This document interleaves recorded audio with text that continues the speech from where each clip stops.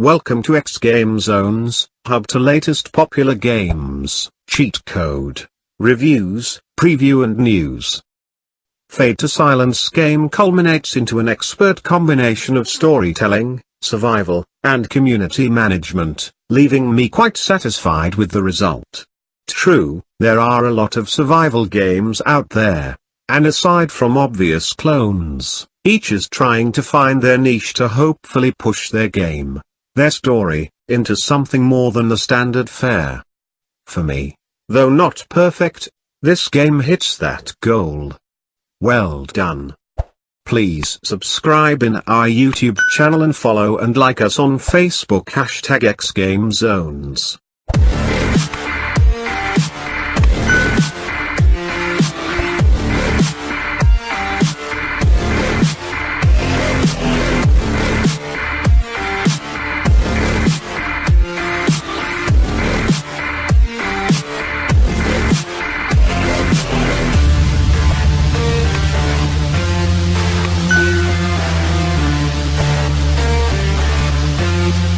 Winter isn't coming.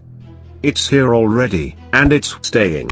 In the bleak, frozen, and corrupted wasteland of the future, Ash struggles to keep his daughter and whatever remainder of humanity he can find alive. Himself? He can't seem to stay dead.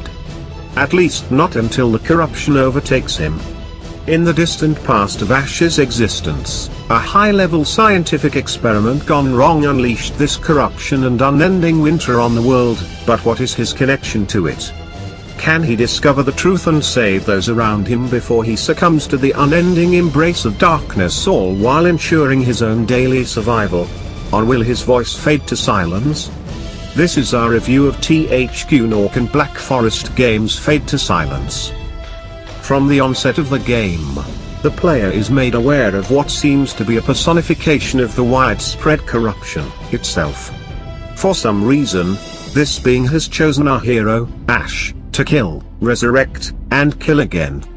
The various corruption monsters you encounter while out and about picking daisies are apparently dumbed down, feral extensions of its will. While not zombies, per se, I'm pretty sure that once you are dead they eat your brains. While the introduction to the story is definitely enough to pique your interest, you may find that, aside from random dream sequences, discovering what has happened to bring on this eternal winter and what connection it has to Ash will have to sit on the back burner as the challenge of survival becomes the center of your focus, and the weather and aforementioned baddies work to end you, again. There are two difficulty modes to choose from: exploration and survival, with survival being the more difficult of the two. As the game begins, Ash is reanimated by this mysterious master of corruption within a ring of flames.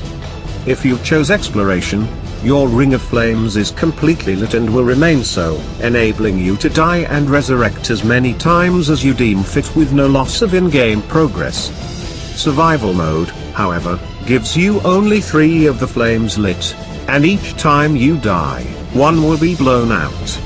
Upon losing your last flame, it's a hard game over, but not the end. Upon restarting the game on survival mode, you will hopefully have acquired boon points that you can now spend to boost your starting situation. Unfortunately, these boons are not permanent, and each time you are required to restart you will only have as many to spend as you have earned in the immediately previous playthrough. From what I can ascertain, boons are required by liberating outposts. Your starting point is one of those outposts, so when you die, regardless of how many outposts you have or have not liberated, you should always have 1 boon. Survival mode also uses certain types of shards that can be found throughout the world to increase your survivability.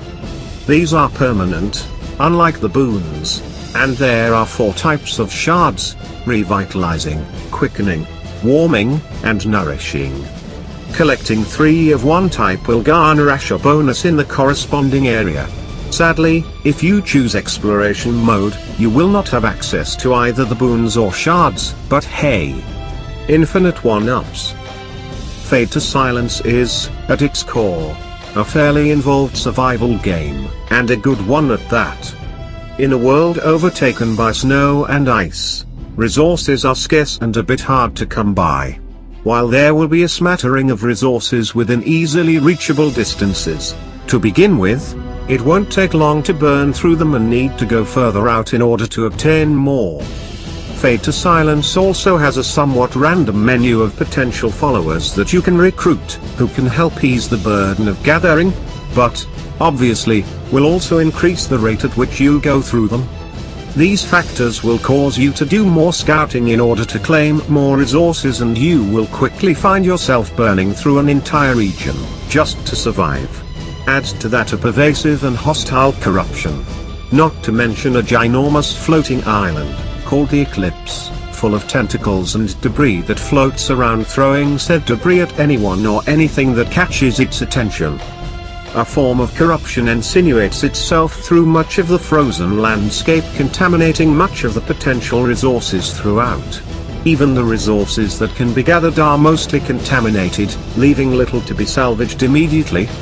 Don't throw it out, however, as you can have certain followers with the right skill sets can remove the corruption and render more usable resources. So, of course, you can reject any and all followers and try to make it by with just you and your dear daughter, who does absolutely nothing, but doing that will mean kissing goodbye to the vast majority of resources you obtain, as more of what you harvest is corrupted than not. Potential followers are interestingly diverse, and from what I can tell, pretty random on where and whether or not you will encounter them at all. In several playthroughs, I have encountered as many as 7 different individuals, and I honestly never get too far into the game, having never made it much past the first region before I died. Going to the locations in which I have encountered potential followers in previous playthroughs often resulted in meeting an entirely different individual. Each follower has a heartbreaking backstory that is slowly uncovered over time as they come to trust you more. Earning enough trust with a follower to learn their full backstory will help them achieve catharsis, which will max out their skill efficacy, allowing them to create more complex items at the various workshops, which you can't get without followers to build it for you. Apparently, you're too good to build anything, or too bad at it, and are relegated to merely planning the layout of buildings in the outpost. Outpost buildings range from basic huts to workshops aimed at facilitating specific skill sets, such as medicine, butchering, occultism. You know, the essentials. You can also have your followers build palisade barriers, which is always a good idea as corrupted beings will periodically attack your outpost in groups. An absolute must for your to-build list is the kennel, which will also provide you with a dog salt. You don't actually get dogs, but assaulting corrupted outposts will result in befriending friendly wolves. Wait, what? Once you have rescued 2 wolves, they will act as your sled dogs, while any other pairs of wolves you rescue will increase your sled team, therefore increasing your travel speed. Handily, the sled also has a box you can access to store acquired resources in until you can get them to your stash. There are a few other handy things about liberating corrupted outposts, as well. Defeating the corruption at an outpost gives you access to a crystal that will instantly transport you to any other outpost you have liberated.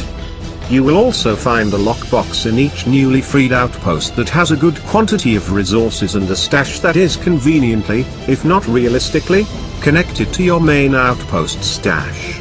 Now you don't have to make it back to your starting outpost to deliver resources, just to the nearest one you've rescued.